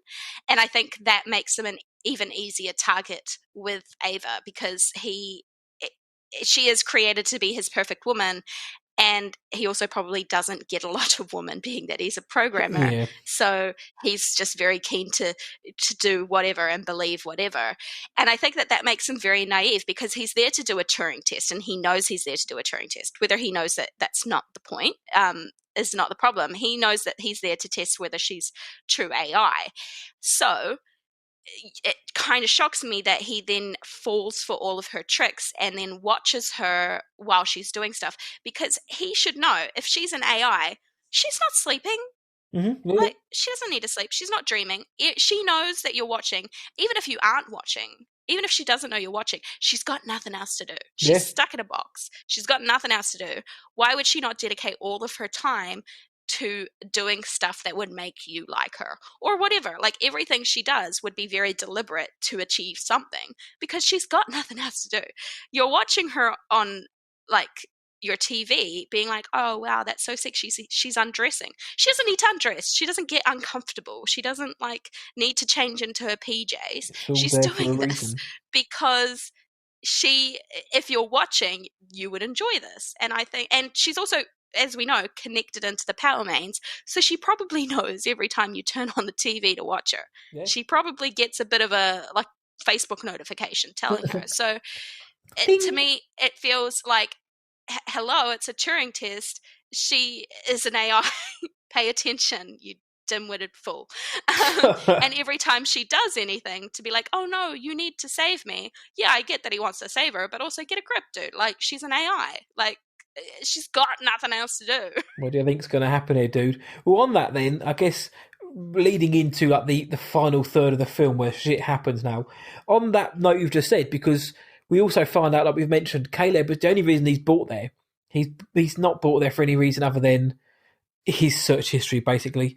As we know, Nathan used Blue Book to basically scan every mobile phone or cell phone in the world to get their to people's search engine histories. He can also use facial recognition on them and everything. So basically, he's taken over the world, essentially, the technology in the world. And he was handpicked, basically, because he could be a gullible sod.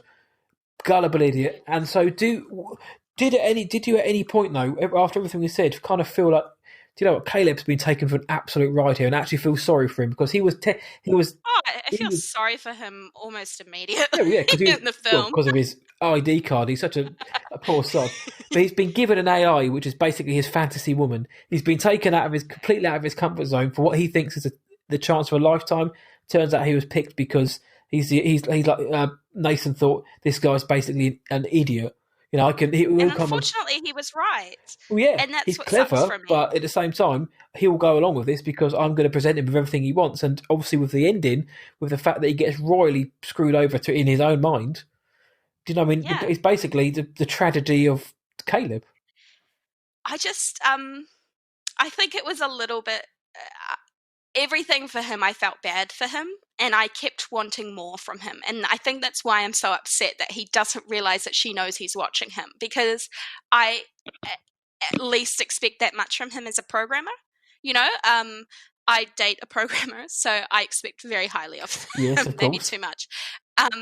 but I would expect him to know that she would know that he's watching and that she's got nothing else to do, being that she's an AI stuck in a box. And so I think I expect a little too much from him, but he's immediately the fool in the situation. He is never not this, and I know that that's very Donald Gleason, but he's very much this bumbling idiot when I watch him. Even in that moment when he reveals to Nathan, like, no, I actually got you drunk last night and did it already, I'm still like, ugh, you're a fool. Yeah, You're an idiot, because that's what she wanted you to do. it turns out Nathan was already clocked him anyway. Yeah, and I feel bad because I expect more from his character and maybe a little bit more push from his character. And I think, but I feel bad from him from the outgo because I think that he's living my nightmare. I'd hate to be stuck in a house with my boss in the middle of nowhere. No matter who my boss is, I would hate that. And unfortunately, his boss is a psychopath. So it's just, for me, that is my worst nightmare. And I feel bad for him. No, I hear that. And towards the end of the film, he finally has a moment where he cracks, where he's looking in the mirror, and actually we can see that the mirror's reading his face. So the whole time he's being tested, he gets a razor blade and cuts his arm, just basically to see if he bleeds before smashing the glass with a punch. And then we get to the finale, where Caleb tells Ava, "Look, I'm going to get you out tonight. You've got to shut the power down at 10 p.m. Got to shut it down." He's going to get Nathan pissed. Nathan plays along. That's the moment I was like, he knows about this, because Caleb uncharacteristically gets the vodka out at 10 a.m. whatever it is, and Nathan's like, you know what? Don't fancy it. I'm detoxing. So obvious. Yeah, and I loved that. And when the shit hits the fan, where Nathan calls him out basically, and he sits him in the office, and he's like, look, I when I ripped up her picture, this is what I was saying to her. I also planted another battery powered camera, so you fucks couldn't get rid of me. And it's that kind of moment where you're like, Nathan, everything, even when Caleb thinks he's got the one up, he was always 2 steps behind. And from then on, the film goes into like full on, like, this is it now. What did you think about the ending? So from the moment that Nathan confronts Caleb and also knocks him out, to the actual end of the film, how do you think that went? I really liked it. I mean, I think that the ending, I don't know what I expected from the ending when I first watched it, to be quite fair. I don't know whether I was expecting her to get out, for people to die, I don't know what I was expecting, but I really enjoyed every minute of it. Like, I take no issue with that ending. I think it was done really beautifully. Yeah, I agree. I was so engrossed in the story, and I mean that genuinely, that I had no idea that, well, actually what's going to happen is Ava is going to, I assume she's going to kill Nathan, or Kirk was going to kill Nathan. I kind of Someone's got to kill Nathan. But this man cannot live. I had no idea that when she was getting, because she says to Caleb, wait here, and he's like, oh yeah, okay. And then she goes to like peel someone's flesh off and gets herself dressed up, and he's like getting his lucky condom out of his that's wallet it, or whatever. He's licking his fingers and like pushing his his hair back, like making sure there's nothing in his teeth. And she gets fleshed up, and she puts on a white dress, and of course the symbolism of the white dress can't be overstated, like the virginal white dress. But I didn't expect her to actually just completely. She's waltzed out there. Silently fuck him over completely. She didn't even look at him and that's what I mean about the tragedy. Like, Caleb expects, at the very least, probably doesn't expect to be locked in that room to trade places. He really thinks that she likes him back. Yeah, and she even says to him earlier, doesn't she? Like, will you be turned off if you failed a test? Has she been testing them the whole time? Because after Nathan's dead, we get the subtitle Session 7. Well, Nathan's already dead. Was she testing them the entire time? Yeah. I think it's wonderful. I love the white dress thing. I love that she chose, brunette hair.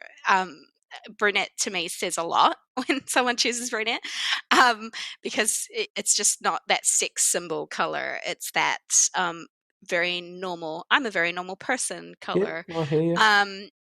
And I love that, the white dress and her walking through the sort of the forest surrounded by green. And her name being Ava, which is similar to like Eve. So she's this first woman escaping these terrible men who want nothing more from her than sex, basically. She's like Eve, but if Eve killed the shit out of Adam and ran off to go start her beautiful empire of human beings that are all women, and there were no men ever again. Sounds That's fine what to that me. scene is to me, and it's beautiful, and I'm probably very wrong, but I love it nonetheless, because it is. It's this woman in this brunette hair. She's understated, but she's demure. White dress, name's pretty much Eve, surrounded by, the Garden of Eden, this lovely flourishing atmosphere, and she's ready to head out into the real world. And she doesn't look Bite out the of apple, place. so to speak. Yeah, she doesn't look out of place in the real world. We don't know where she goes, and that's the ambiguity of the ending. Is what's her purpose? Does she just want to live? Does she want to go to that traffic intersection, like she said, and just people watch and live a normal life, or is there more to this? I mean, what realistically can she achieve? And I love the fact that we don't get an ending of her like sitting in a boardroom, like chuckling to herself, like taking over a big corporation or something stupid like that. I like the fact that it's just her, like I say, very demure in a crowd of people in a busy city, which is what she did say. That's what she wants to do. So maybe it is the case that she just wants to be free. Yeah, she just wants to be free. And even when Kyoko and Ava like stab Nathan, even that's done like very sensually. There's no like wild slashes. It's like putting hot knife through butter or a hot knife through a pavlova. Yes, I forgot about that, but it is such a weird thing to watch. Yeah. The murders, it's like it's not what you see almost anywhere else. It is. It's like sticking a knife in butter.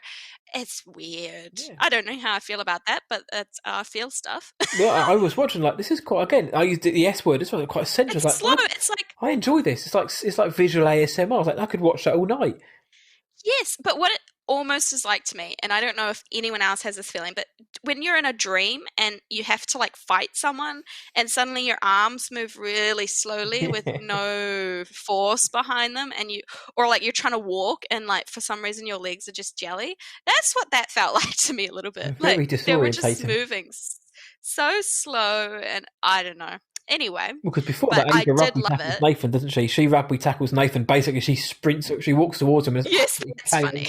She just goes for a run, and then he gets up and just knocks her arm off, and she almost looks at him as in like I tried to read her face if it was shock or if it was kind of like again that final manipulative look, like please don't do this before. And then obviously Kyoko slow plunges that knife into his back, and he then turns around and fucking smashes her face off and kills her. I know. That was what I think Kyoko was playing towards, because before that, in the corridor, because Kyoko's never met Ava, they say that, they've never met, and they have that wordless look, and then the next scene is they are in the corridor, that very ominous corridor, before the murder happens, and we don't know what they're saying, because we know something, so we don't know what they're saying, and then maybe she's saying, like, this is your chance, kill him. But it's a very, disorientating scene, like very strange scene. There's no wild slashes, there's no screaming, there's no even barely any grunting. It's almost very silent. But it's still horrifying because you're stuck in this dungeon of pain. I think her and Kyoko and Ava's sisterhood is very beautiful. Like you mentioned, they've never met, but they've both experienced this very abusive male in their lives. They've both had the same experiences to different degrees, and so they have that sisterhood of trauma, really. And I love that. I think in my head, what they're doing, and I don't want to be right or wrong, this is how I feel, is that when they were touching each other is when they were sharing those experiences to say, hey, I've had the same feeling. Let's kill him. Let's kill us. Let's just do it. This is fine. Yeah, I agree with that. And again, it's a very I can't think of another word other than the S word again. But it's just something like the way it's done was so tastefully done at the same time. It wasn't subtle, but it felt like it. And the way the music complemented it. The music is so complimentary and subtle at times, but when it needed to ramp up, it really did. That kind of electronic beat. And the music helped and the end scene, which is outside, like with the sun coming through the trees, and she's looking around, experiencing, the smells, the sights, the feeling of air on her body, and that the music does so well to complement that. And I guess it had Kyoko survived, do you think she's taken her with her? No. I think that's your classic white feminism of, well, she was just a prop to die to propel my story forward. she's expendable sort of situation, and I'm the main character kind of way of thinking. I don't think that there was ever going to be a real sisterhood of let's get out of here, girls. It's just you have We're your gonna do youth.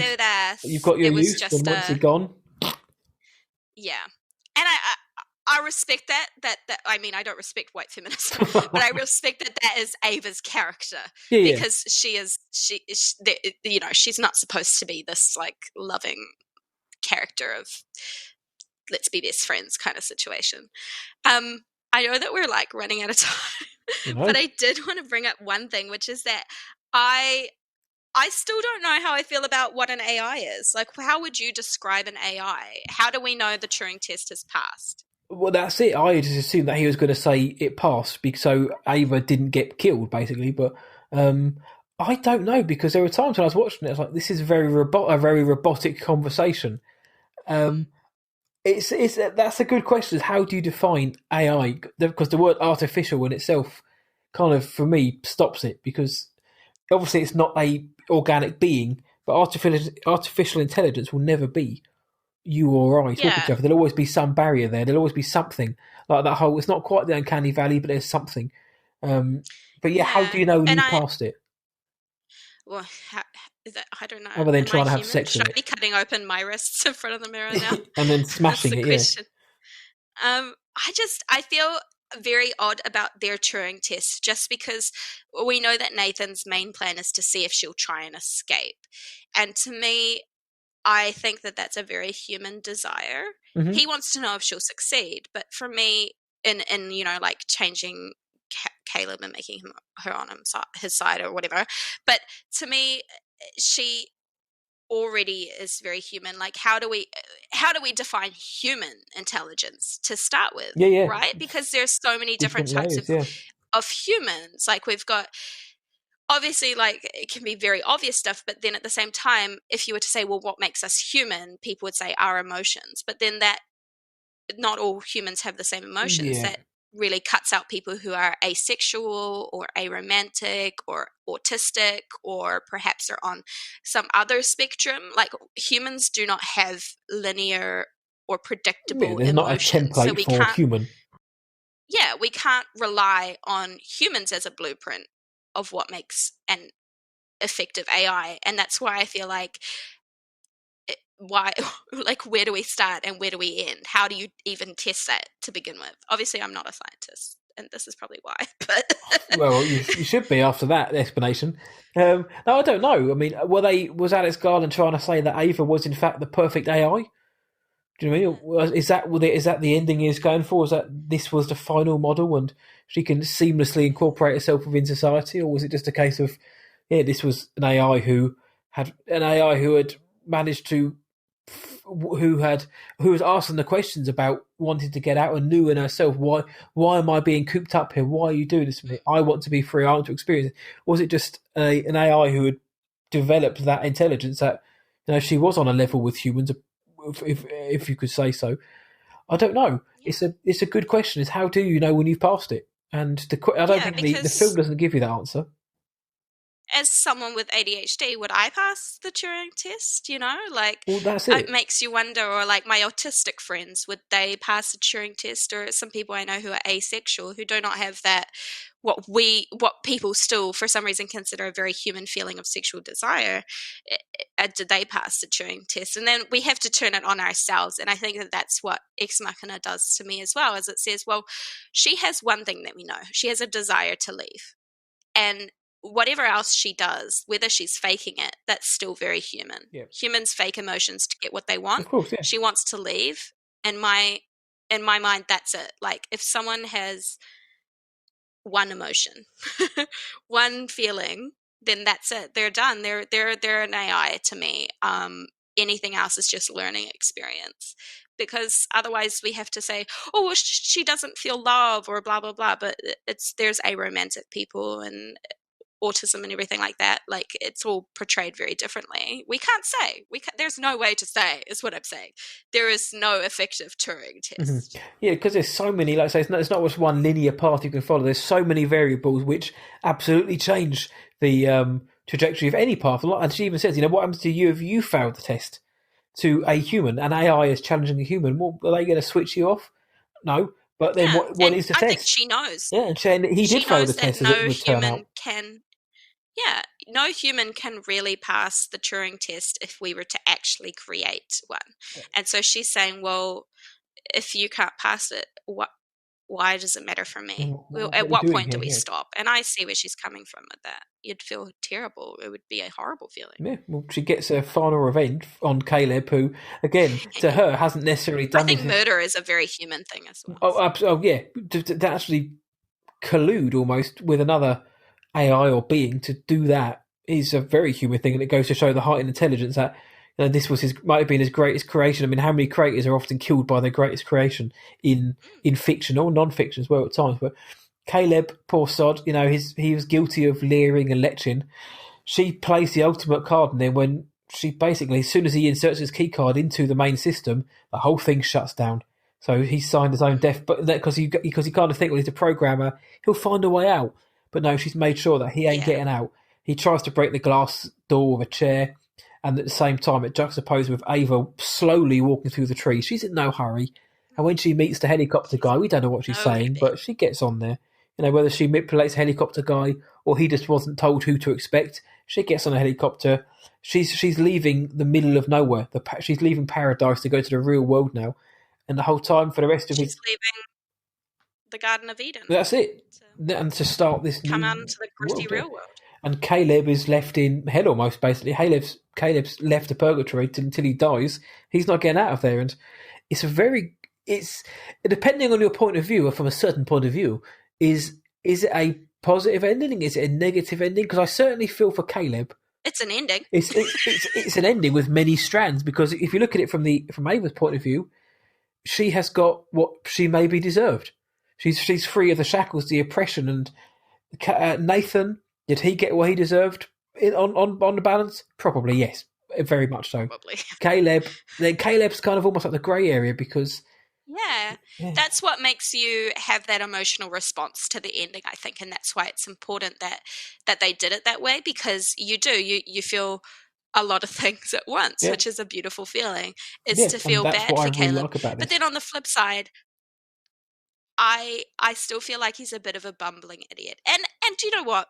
There's nothing wrong with being a bumbling idiot. I feel for people who are bumbling idiots, but on the same wavelength, I can see why she would be like, and so I do feel bad for him, but on the same wavelength, I don't feel like that was her being the worst bitch in the world, because she's being like, well, this guy, all he wanted was to fuck me. Mm-hmm.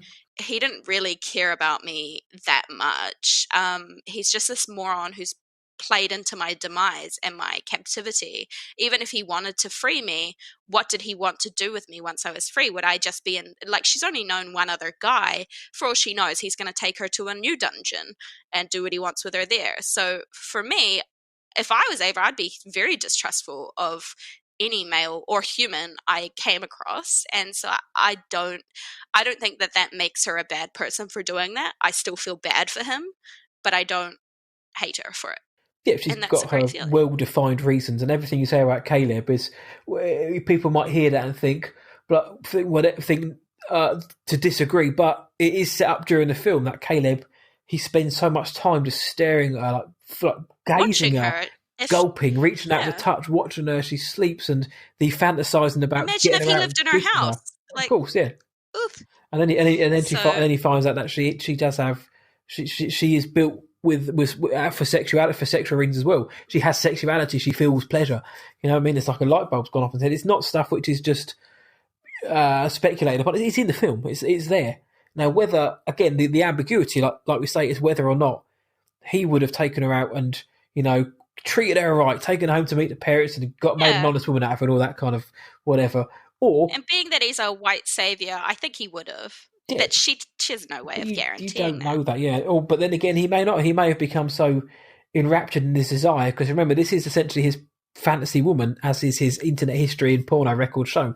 So would he become just another domineering male? There's just as much chance of that.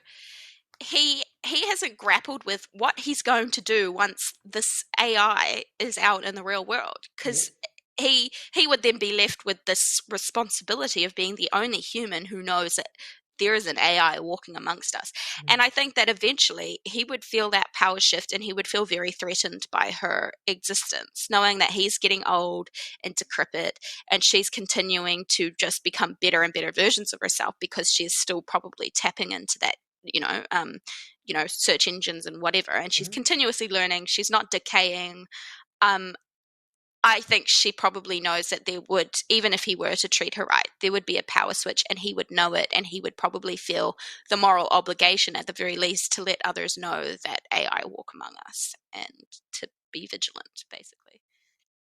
It raises so many awesome questions, and I'm glad that we don't have an answer, because otherwise we wouldn't have had such a great discussion. And films don't always have to be closed up in neat with a package on. I think Alex Garland, he gave us an ending, which was what we've just discussed, but he's also kind of said, well, look, run away with it. If you think she's going to take over the world like the Terminators, go along with that if you want to. Or if you think she's just going to lead a not quite unquote normal life, then go with that. And I think that's a great way to end what was an excellent film. And I'd be remiss to not mention the food that they eat looks incredible.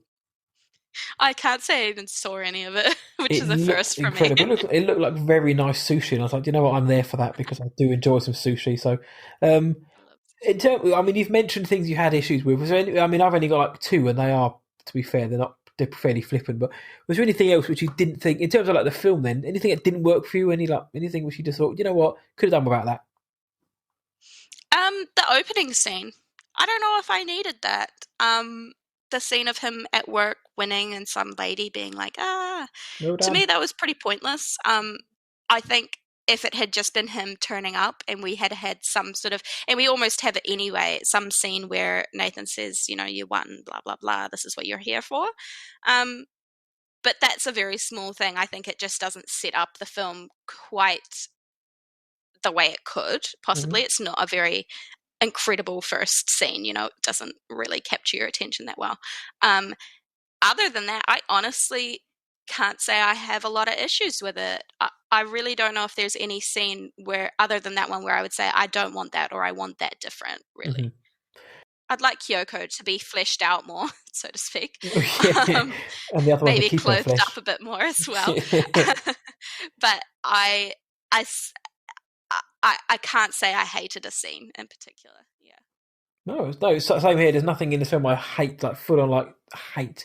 It's interesting about the opening scene, because you're right. Actually, if they do take that out, then the exposition we get later on, that we find that is a program, and in fact, he's a bloody good program, and he won a competition, covers that. I guess by having that opening scene, you can see that there's some kind of facial recognition going on. So, but that then plays in later in the film. So that's almost kind of like a nod to what's going to happen. So, if you take it out, I don't think it affects it massively. One flippant one for me was I couldn't see the brand of beer they drank. It looked cool. I'd like to drink it. But outside of the film, some of the marketing posters for this show ominous shots of Ava. It's signaling that she's a bit nefarious, which if you see the poster before the film, you're almost set up to believe that Ava is evil. Because if you just look at the main poster of her kind of looking over her shoulder, looking kind of sultry, looking kind of almost like the lighting on her is in shadows, it's quite dark. It signals that she's... They had the budget for a good marketing team, huh? Yeah, it's like just throwing the old crap together. They watched the film and they're like, right, she bad, let's put her in. It was some idiot and they were like, bad guy. Yeah, bad girl, put her in. But yeah, I looking at that, I was like, do you know what? If you haven't seen the film and you see the poster, you go in potentially with the idea that she's bad, or she is evil, or she is manipulative in some way.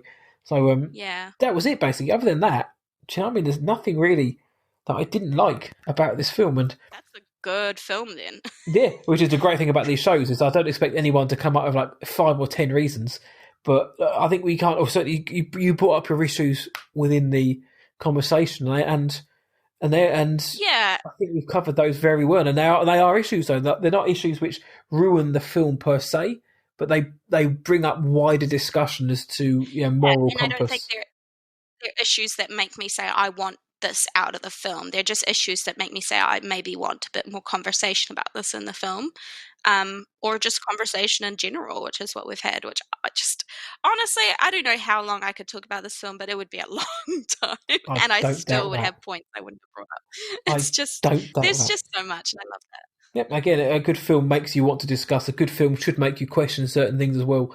Other shows I've done where it's been full on gushing, but there's always been something like, you know what, that could have been tweaked.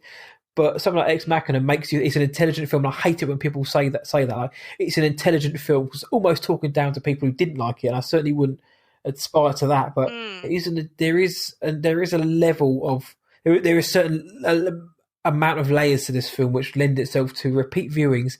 And I'm not surprised that you watched it in your undergrad course to again, excuse the pun, but peel the layers away.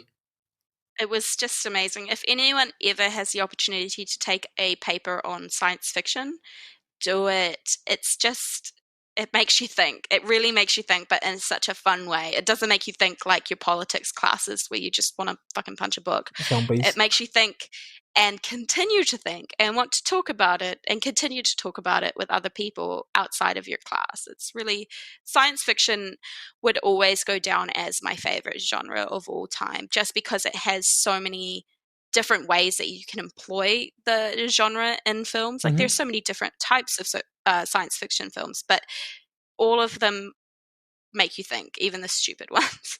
Yeah, they always exist on a very existential level or a human level as well, or like existence. There's always questions or something relating to that, which some go deep, some don't.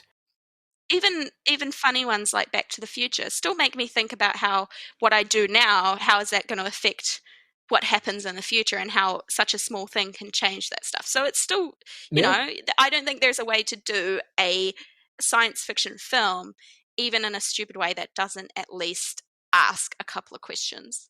It's speculative fiction, so... Yeah, we're all on our path, we're all on our direction where we are now because of what we've done before, and it's, if you can go back and change something, would you? There's that kind of dilemma, which is like the age-old question. Would you fuck your mum, you know? Like, it makes you question... Yeah, Martin McFly was gonna. You know what I mean? Marty was going to get a piece of that pie, and I'm glad he did. That would have been a bit odd to watch. So, in terms of the film, then, 4 facts. It's not even facts. It was filmed in Pinewood. I say that because it's only around the corner from me. Woohoo! And the actual facility is the WIWT Landscape Hotel in Valhalla, Norway. I would very much like to stay at the hotel. What is that? It's a little hotel in the middle of nowhere in Norway. So the actual, so I could stay there. Yeah, the top part anyway. Maybe not the facility where you get locked in. It was filmed in digital in 4K in 2015. No green screen, no tracking markers, no special effects used in this film. Unreal how they managed to do it with the budget they had and the rotoscoping they did. And Caleb has the same Barbasol shaving foam that Dennis Nedry used in Jurassic Park. I saw it when I rewatched the film and squealed. What do I do with this information? Well, what am I supposed to do with that information? What do I make of that?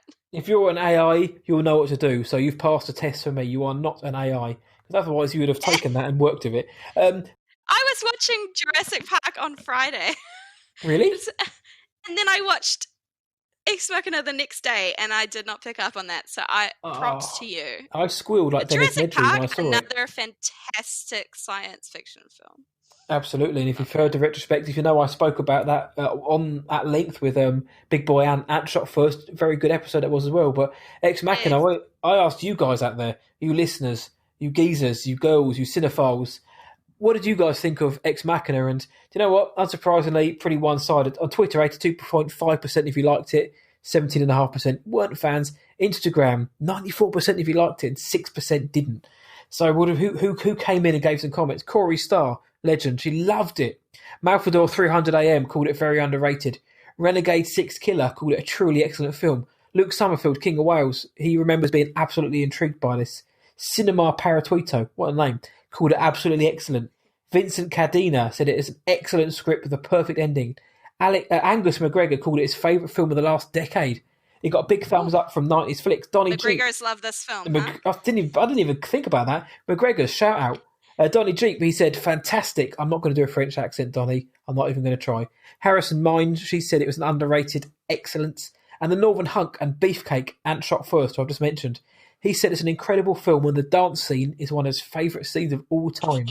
On the flip side, though, Mike, also known as Bad Karma 5555, he said it's only the second time in his life that he actually fell asleep in a movie theatre. So there are people out there who weren't fans of it. So I always put that in for balance if we get it. So, but mate, Morgan, basically, let's add those two together. Best part of 85% of people like this film. Are you surprised by that? I think it would be hard to watch the film and not like it. I know my partner didn't think it was the most gripping film. He's really more of like a fast action kind of guy. But even then, I don't think he hates it. Like, I don't think he would have strong feelings enough to be like, do you know what? I'm going to comment on this guy's post and say I don't like it. I'm going to harass Alex Garland online about this. Yeah. So that doesn't surprise me. I would say, in that respect, it's a very middle of the road, like, enjoyable film. You know, it's not polarizing. Yeah. And I also think that if you don't like slow sci-fi, you probably wouldn't watch it anyway. Well, that's it. Yeah, it will. If this appeals to your taste, you're going to absolutely love this movie. Or if you can just appreciate a film for being a bloody good film, you may not think it's the best film of all time, but I always struggle with people who say a film like this isn't a good film. At least I don't mean enjoyable. I mean a good, like the way it's been made, the technical side of it. Technically, it's wonderful, and it's an Oscar-winning film. So let's not forget that. But well, that's our Ex Machina discussion. What a bloody good discussion it was as well. We went deep into that. We dove deep into that, and it was many thanks to Morgan for being an undergrad and actually writing about this film and coming up with those deeper issues. So, Morgan, thank you so much for giving your time in the future to come and speak some Ex Machina. I cannot thank you enough for allowing me to talk about Ex Machina for 2 hours. Most people just don't put up with that shit anymore. It's stuff like this is like stuff I hyperfixate on, and it's usually just left with me sitting down talking about it with myself. So this has been a dream come true. Absolutely, I've been waiting to get you back on for years, and obviously life gets in the way. So I'm glad we finally got to dance one more, like the scene in Ex Machina. Except you would probably outdance me. But if people are listening and they think, you know what, this girl rocks. Where can the world find you online? So I used to have a blog, and I just, like you said, life gets in the way. Have not updated it in years. So you can best find me at Morgan Louise McGregor on Instagram. Although I'm not even that active on that. But if you want to find me, you can find me there. You just send out a scout. You'll find her eventually. Yeah, if you're not following Morgan, what are you doing? Do it. You'll find some great pictures of food and booze when lockdown is out of this. I said that 2 years ago on podcast, and I mean it still now. And also, you get to enjoy the splendour of New Zealand's vistas, which makes me jealous every time I log in. But if you want to find me, it's whatIwatchtonight.co.uk. Rotten Tomatoes, the reviews will go up eventually when I start writing them, but when lockdown eases, I will start writing again eventually.